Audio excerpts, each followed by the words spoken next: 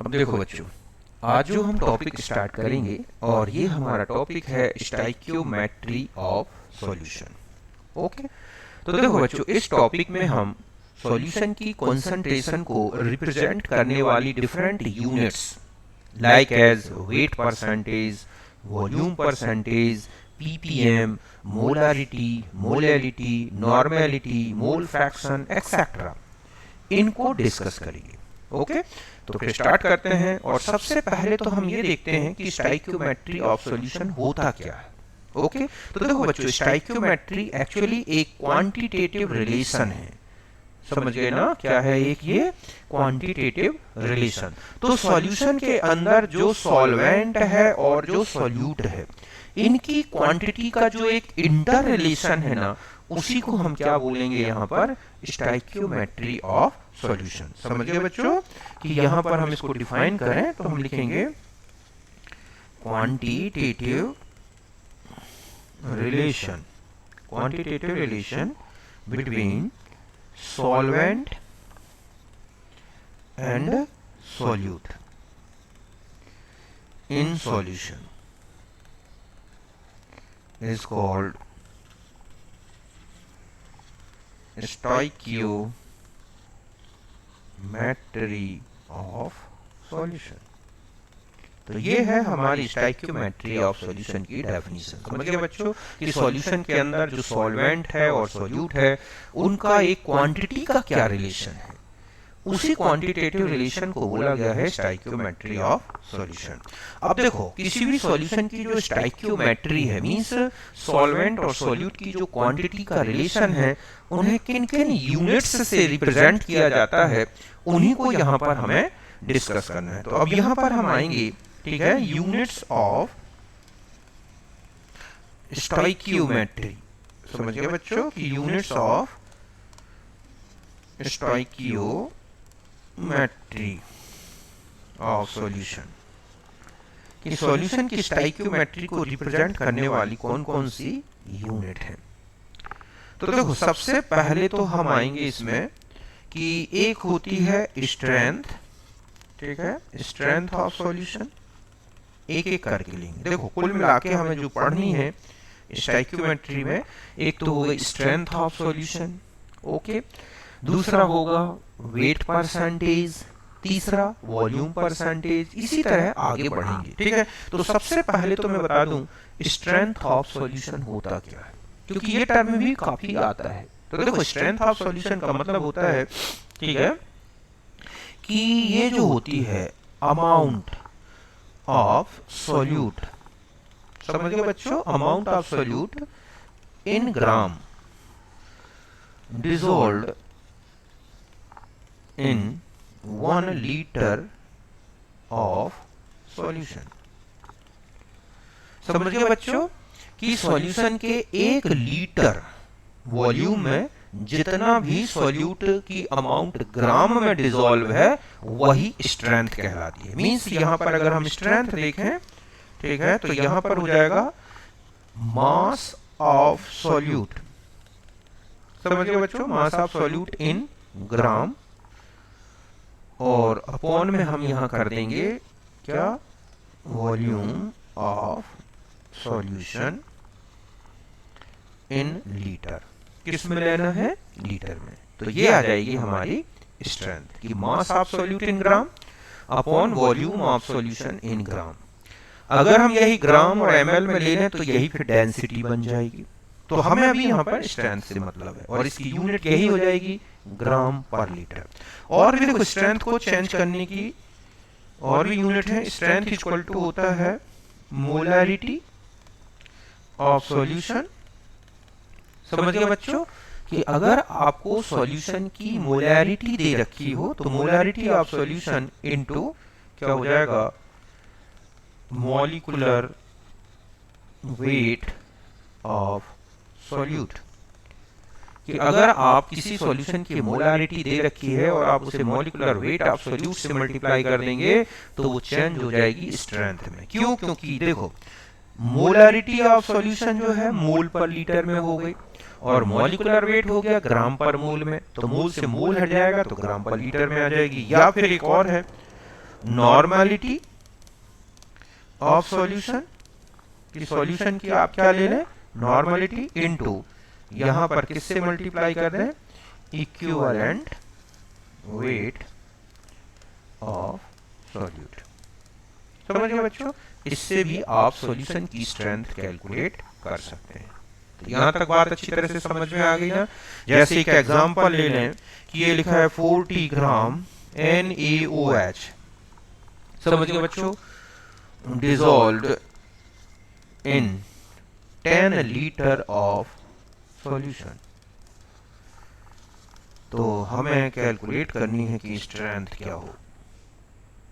तो यहां पर जब हम स्ट्रेंथ लेंगे तो हो जाएगा स्ट्रेंथ इक्वल टू 40/10 मींस 4, ठीक है। यहां पर आप देखोगे कि 4 ग्राम पर लीटर, तो ये इसकी क्या हो जाएगी, स्ट्रेंथ। तो यहां तक क्लियर है पूरा अच्छी तरह से कि आप स्ट्रेंथ से आप गड़बड़ नहीं करेंगे कहीं किसी प्रकार की। अब नेक्स्ट यूनिट में आते हैं। दूसरा है हमारे पास, ठीक है, वेट परसेंटेज, या इसी को हम क्या बोलते हैं, मास परसेंटेज। समझ गए ना, वेट परसेंटेज और मास परसेंटेज W/W परसेंट। तो देखो वेट परसेंटेज या मास परसेंटेज ये होता क्या है। तो वेट परसेंटेज मतलब होता है part of solute in gram in 100 parts of solution. समझ गए ना, ये क्या हो जाएगा कि पार्ट्स ऑफ सॉल्यूट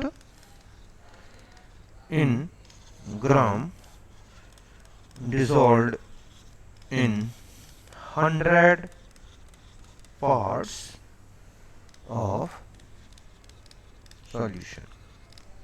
सॉल्यूशन के 100 पार्ट्स में सॉल्यूट के कितने पार्ट्स हैं ग्राम में, वो ही क्या कहलाएगा, wait percentage, means wait percentage, ठीक है, इक्वल टू ये होगा मास ऑफ सॉल्यूट, ये हो जाएगा W1 अपॉन में यहां ले लेंगे हम मास ऑफ सॉल्यूट। समझ गए बच्चों, ये हो गया W1 प्लस यहां क्या हो जाएगा, मास ऑफ सॉल्वेंट, और ये हो गया हमारा W2 इंटू 100। तो ये आ गया वेट परसेंटेज। ये लेकिन ध्यान से सुने कि ये किसका परसेंटेज है, सॉल्यूट का। सॉल्यूशन का वेट परसेंटेज मतलब है सॉल्यूट का वेट परसेंटेज, इसी को हम बोल सकते हैं सॉल्यूशन का वेट परसेंटेज। समझ गए बच्चों कि अगर आपको सॉल्यूशन का वेट परसेंटेज कैलकुलेट करना है तो इसका मतलब है सॉल्यूट का वेट परसेंटेज। अगर मैं कहूं कि सॉल्वेंट का वेट परसेंटेज निकालना है तो क्या करोगे आप, सॉल्वेंट, ठीक है, वेट परसेंटेज। तो आपको करना क्या है, देखो ये रिलेशन आपके पास आ गया W1/W1 प्लस W2 इंटू 100। तो यहां पर आपको क्या कर देना है, मास ऑफ सॉल्वेंट यहां ले लेना है, मतलब W2 अपॉन में क्या कर दोगे, W1 प्लस W2 इंटू 100। अगर आपको सॉल्वेंट का मास परसेंटेज निकालना है तो सॉल्वेंट की अमाउंट को टोटल अमाउंट से डिवाइड करो, सॉल्यूट का या सॉल्यूशन का निकालना है तो सॉल्यूट का mass upon total mass into 100। जैसे एक क्वेश्चन है कि 10 ग्राम, ठीक है, NaOH dissolved with 100 gram of water, ठीक है, कि वाटर का कितना लिया गया, 100 ग्राम। तो आपसे पूछा गया है कि वेट परसेंटेज ऑफ सॉल्यूशन क्या हुआ। समझ गए बच्चों, तो आप बस क्या करोगे, weight percentage of solution equal to 10/100 plus 10 into 100। यहां तक बात क्लियर है कि इस तरह से तो आप ये कर लेंगे तो ये हो जाएगा 1000 अपॉन में क्या हो गया बच्चों, 110। बस इससे आप डिवाइड कर दो, जो आएगा आपका वो वेट परसेंटेज आप क्या हो जाएगा, सॉल्यूशन। यहां तक क्लियर है अच्छी तरह से। तो इस तरह से हमें किसी भी सॉल्यूशन का, तो 10 ग्राम NaOH था 100 ग्राम वाटर में, तो देखो सॉल्यूट की अमाउंट हो गई 10 ग्राम, सॉल्वेंट की हो गई 100 ग्राम, दोनों को ऐड कर दिया 110 हो गया इंटू 100। इस तरह से आप इसको सॉल्व करेंगे। ओके, इसी तरह से मान लो एक क्वेश्चन दे रखा है कि 1 kilogram of solution of glucose is 10% by weight. समझ गए ना कि 10% वाई वेट है, 1 kilogram solution of sugar by weight in water, किसमें है ये, वाटर में। कैलकुलेट मास ऑफ ग्लूकोज, कि आपको ग्लूकोज का क्या कैलकुलेट करना है, मास, वो भी किसमें, ग्राम में। समझ गए ना। तो अब यहां पर आप क्या करोगे कि ये है वेट परसेंटेज किसका, ग्लूकोज का या सॉल्यूशन का, इक्वल टू यहां किसका मास हो जाएगा बच्चों, मास ऑफ ग्लूकोज, अपॉन में क्या करोगे आप, मास ऑफ सॉल्यूशन इनटू 100। बस समझ गए ना। तो यहां पे आपने रख दिया 10, मास आपको कैलकुलेट करना है, ठीक है, ग्लूकोज का। यहाँ पर ये जो है आपको ग्लूकोज का वेट कैलकुलेट करना है, तो आपने ये लिख दिया W अपॉन मास कर दें 1000 इंटू 100। मैंने 1000 क्यों कर दिया, वो किलोग्राम में था, क्योंकि हमें मास ग्लूकोज का ग्राम में कैलकुलेट करना है। समझ गए ना। तो इस तरह से जब आप इसे कैलकुलेट करोगे तो W इक्वल टू कितना आ जाएगा, 100 ग्राम। तो 1 किलोग्राम में, ठीक है, आपने देखा टोटल वेट ऑफ सॉल्यूशन कितना था, 1 किलोग्राम। अब 1 किलोग्राम जब पूरा टोटल ही सॉल्यूशन था और उसमें 10% वाई वेट ग्लूकोज है, तो ऑटोमेटिक है कि 100 ग्राम डिसॉल्व रहा होगा। ओके, तो यहां पर आपको अमाउंट ऑफ सॉल्यूट की कैलकुलेट करनी थी, तो कर ली। और भी कई क्वेश्चन है, आप मैं एक क्वेश्चन दे देता हूं, ठीक है, कि 1 किलोग्राम NaOH सॉल्यूशन, ठीक है, 10%, 2 किलोग्राम NaOH सॉल्यूशन, ठीक है, 20% वर मिक्स्ड, ठीक है। Calculate wait percentage of mixture. एक क्वेश्चन तो ये है। दूसरा क्वेश्चन है कि कैलकुलेट, ठीक है, mass of sucrose which dissolved with 1 kilogram water and having percentage 20। कि एक सुक्रोज है जो वाटर के 1 किलोग्राम में घोल दी गई, और ग्लूकोज का जो सॉल्यूशन का वेट परसेंटेज है 20 है, तो पूछा गया कि कितना सुक्रोज डिसॉल्व किया गया हो। यहाँ ध्यान रखें केवल सॉल्वेंट की अमाउंट दी गई है। पहले क्वेश्चन में दो सॉल्यूशन लिए गए हैं, 1 किलोग्राम 10% NaOH और 2 किलोग्राम 20% NaOH, दोनों को मिक्स कर दिया गया, तो पूछा गया है मिक्सचर की वेट परसेंटेज क्या होगा। बन जाएगा, पहले आप 1 किलोग्राम में NaOH की अमाउंट निकाल लोगे 10% के अनुसार, 2 kilogram solution, 1 kilogram NaOH solution है, इसका सॉल्वेंट सॉल्यूट दोनों के होंगे, और ऐसे 20 में निकालोगे, टोटल वेट NaOH आ जाएगा, उसको आप टोटल वेट ऑफ सॉल्यूशन से डिवाइड कर देना, परसेंटेज आ जाएगा। जस्ट ऐसा इसमें अब नेक्स्ट में करना है आपको। परसेंटेज दे रखी है, W1 नहीं दे रखा है, W2 दे रखा है, फिर आप W1 कैलकुलेट कर लेना। ओके, अब हम नेक्स्ट में आते हैं। अब आता है वॉल्यूम, ठीक है, परसेंटेज, वॉल्यूम परसेंटेज V/V%। समझ गए बच्चों।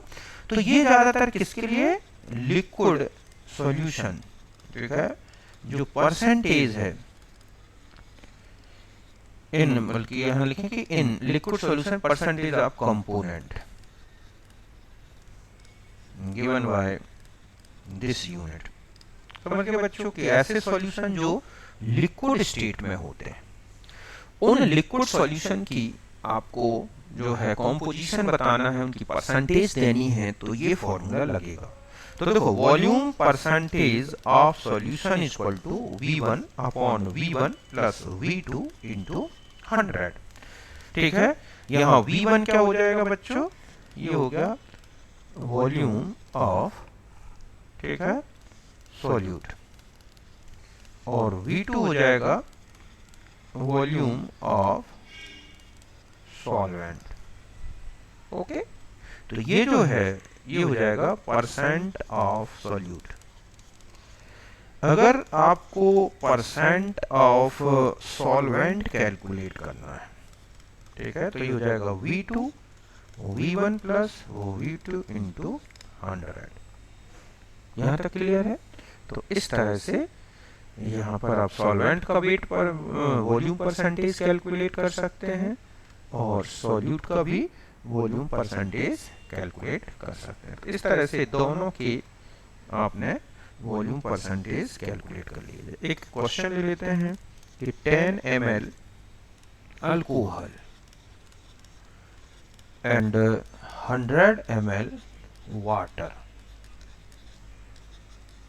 वर मिक्स्ड, ठीक है, तो calculate percentage of alcohol.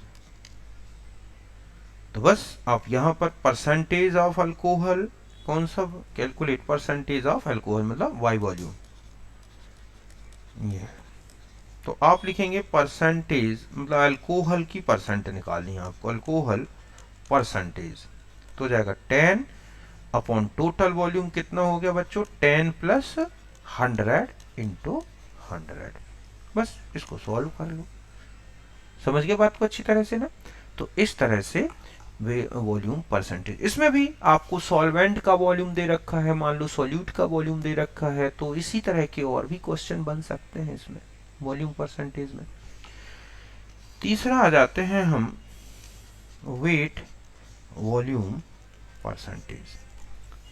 Okay, कि वेट वॉल्यूम परसेंटेज क्या है। तो देखो बच्चों, वेट वॉल्यूम परसेंटेज एक्चुअली एक प्रकार की डेंसिटी ही है, देखा जाए तो ग्राम पर ml में वेट वॉल्यूम परसेंटेज। समझ गए ना कि यहाँ पर वेट वॉल्यूम परसेंटेज का मतलब होगा कि हम ऐसा लेंगे कि यहाँ हो जाएगा मास ऑफ सॉल्यूट। क्या करोगे आप, मास ऑफ सॉल्यूट मतलब ये हो गया W upon volume of solution, जो कि V होगा इनटू क्या कर दें 100।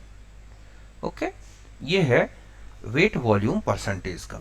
यहाँ पर कई बार सॉल्यूशन का ना दे के अगर सॉल्वेंट का वॉल्यूम ओनली दे दे, तो यहाँ पर नॉर्मली वॉल्यूम ऑफ सॉल्वेंट भी ले सकते हैं। अगर आपको सॉल्यूट बहुत कम और सॉल्वेंट बहुत ज़्यादा है, तो हम ये मान लेते हैं कि लगभग सॉल्यूशन की डेंसिटी 1 है, तो इस तरह से हम सॉल्वेंट का मास या वॉल्यूम भी लेके सॉल्व कर सकते हैं। जैसे मैंने कहा कि 18 ग्राम, ठीक है, glucose dissolved in 1 liter of solution। तो देखो यहां पर इसको आप ग्राम में ले लें और इसको आप ml में ले लोगे, ठीक है, तब आपका ग्राम पर लीटर में, ग्राम पर ml में वेट वॉल्यूम परसेंटेज निकलाएगा। तो 18 gram glucose dissolve in 1 litre of solution, calculate, ठीक है, वेट वॉल्यूम परसेंट। तो बस यहां पर आप वेट वॉल्यूम परसेंट कैलकुलेट करेंगे तो आप लिखेंगे 18 अपॉन 1000 इंटू 100, क्योंकि पूरा सॉल्यूशन 1 लीटर का, हम उसे ml में लेंगे तो 1000 हो जाएगा, तो इसको कैंसिल कर दें और ये हो गया 1.8%। 18 ग्राम एक 1000 में है तो 100 में 1.8 ग्राम आएगा, ठीक है, इस तरह से। तो यहां तक क्लियर है। इसी तरह से अगर मान लो आपको लिखा है कि NaOH सॉल्यूशन है, NaOH सॉल्यूशन, ठीक है, 20% बाय वेट वॉल्यूम, कैलकुलेट, ठीक है, amount of NaOH in 2 litre of solution, कि सॉल्यूशन के 2 लीटर में कितना होगा NaOH, ठीक है। तो आप करोगे क्या, इसको कैसे सॉल्व करोगे? तो यहां पर आपको वेट वॉल्यूम परसेंटेज लेना है, और यहां ले लिया आपने क्या, मास ऑफ NaOH, इसे आप ग्राम में ले लें, अपॉन वॉल्यूम ऑफ सॉल्यूशन, इसे ml में ले लें, और इनटू क्या कर दें 100। तो यहां पे आपने रख दिया 20, ये आपको कैलकुलेट करना है, 2000 कर दें इसे इंटू 100। इस तरह से x इक्वल टू 20 इंटू 20, और ये आ गया आपका ग्राम में। समझ गए बच्चों? तो इस तरह से वेट वॉल्यूम परसेंटेज कैलकुलेट करना है। यहां तक क्लियर है? इसी तरह की और यूनिट एक और बता देता हूं, ppm, इसे हम क्या बोलते हैं, पार्ट्स पर, ठीक है, मिलियन, पार्ट पर मिलियन में होती है। तो देखो बच्चों, अभी ऊपर आपने वेट परसेंटेज हो या वॉल्यूम परसेंटेज हो, उसमें 100 में लिया गया है, 100 पार्ट्स में, और ये 1 मिलियन पार्ट्स में है। मतलब यहां कहें कि ये है पार्ट्स ऑफ सॉल्यूट, समझ गए बच्चों, इन 10 to the power 6 parts of solution according to weight और वॉल्यूम। वेट के अनुसार भी लिया जा सकता है, वॉल्यूम के अनुसार, मतलब ppm concentration equal to W1 upon W1 plus W2 into 10 to the power 6, या ppm equal to V1 plus V1 plus V2 into 10 to the power 6। इस तरह से चाहे वो वेट परसेंटेज के बेस पे हो या वॉल्यूम परसेंटेज के बेस पर ppm में कॉन्सेंट्रेशन, और यूज्ड होती है ये, used for very dilute solution.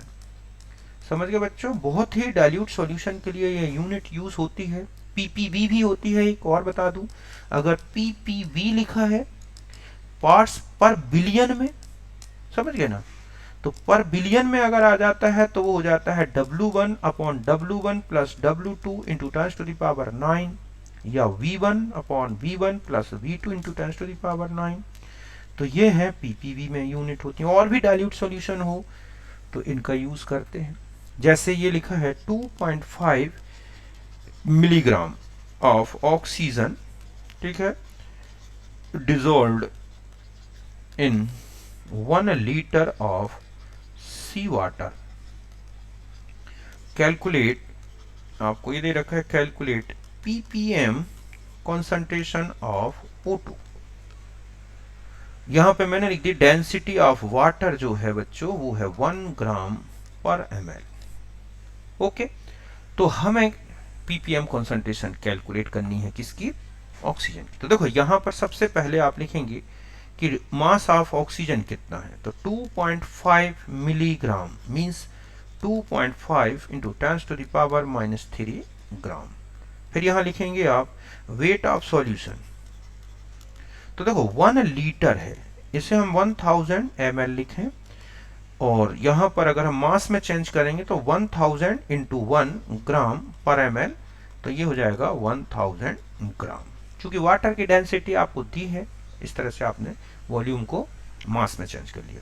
अब ppm कॉन्सेंट्रेशन लिखा है, तो 2.5 into 10 to the power -3 upon 10 to the power 3 into 10 to the power 6। तो कुल मिला के आपके पास जो ppm कॉन्सेंट्रेशन आई, ये हम कॉन्सेंट्रेशन लिखेंगे तो हम लिखेंगे 2.5 ppm, ये कॉन्सेंट्रेशन निकलाई। समझ गए ना आप अच्छी तरह से? अब मान लो एक लिखा है कि इन एयर, ठीक है बच्चों, in air CO present 20 ppm y weight, calculate, ठीक है, mass of CO in 1 litre of air. यहां डेंसिटी दे रखी है एयर की, ये है डेंसिटी ऑफ एयर है 1.28 ग्राम पर लीटर, ठीक है, कि इतनी जो है डेंसिटी है एयर की। तो हमें CO का मास निकालना है कि 1 लीटर एयर में कितना होगा। तो देखो मीन यहां पर by weight 20 ppm by weight का मतलब क्या हुआ, आंसर में जब हम देखेंगे तो हम लिखेंगे 20 ppm बाय वेट, मीन्स आप ऐसा लिखोगे 20 ppm बाय वेट का मतलब है 10⁻⁶ ग्राम। जब एयर है तो उसमें है 20 ग्राम CO। समझ गए बच्चों कि 10⁻⁶ ग्राम एयर में है 20 ग्राम CO। तो अब आप देखो इसमें कि ppm कॉन्सेंट्रेशन आपको दे रखी है तो कितने में निकालनी है, तो 10⁻⁶ ग्राम एयर में है 20 ग्राम CO। तो आप क्या करोगे, मास निकाल लोगे पहले कि मास ऑफ 1 लीटर एयर, तो यहां हो जाएगा वॉल्यूम इनटू डेंसिटी। तो वॉल्यूम है 1 लीटर, डेंसिटी है 1.28 ग्राम पर लीटर, तो ये आ गया 1.28 ग्राम। बस अब आप लगा लो कि 10⁻⁶ ग्राम एयर में है 20 ग्राम CO, तो 1.28 ग्राम एयर में कितना होगा, तो आप लिखेंगे 20/10⁻⁶ इंटू 1.28, मतलब 20 इंटू 1.28 इंटू 10⁻⁻⁶ ग्राम, इतनी CO निकलेगी वाई वेट अगर दे रखा होता तो इस तरह से ppm, ppv और इसके अलावा आप देखोगे परसेंटेज कॉम्पोजिशन, वॉल्यूम परसेंटेज, ये कुछ यूनिट्स अभी मैंने आपको बताएं। इसके बाद हम लेंगे नेक्स्ट जो यूनिट लेंगे हम उसमें molarity, molality, normality, mole fraction, उनके inter relation. Okay, next video में मिलते हैं, तब तक के लिए बाय बच्चों।